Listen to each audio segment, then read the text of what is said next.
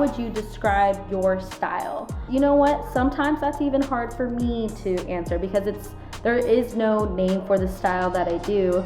Again, when I was younger and going to college, one of the things that really inspired me was gesture drawing. I always loved the swift movement of like facial expressions and having like a charcoal piece to kind of shape out and sculpt the human physique. That translated into sketching, and then after you get your sketch, it kind of becomes this whole like portrait. When I initially started tattooing, I wanted to be a realism tattoo artist, and then I realized I'm not good at tattooing that. And I was really fascinated with line work and again, sketching and whatnot. I just always thought like the rough draft was always so beautiful for me.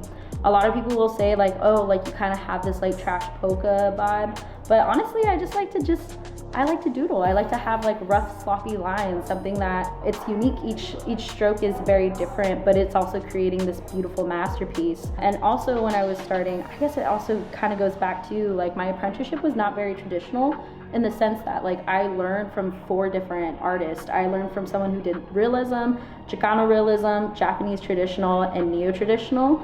So all these things incorporated like color, lighting, and then some strict line work. So I kind of stayed in this bubble of like, let me just focus on line work and get that down and perfect this formula. And then I just went back to like what originally I was inspired by, which was the gesture drawing and the sketching. And now I kind of just add pops of color in there because I just think it looks so dimensional and so beautiful.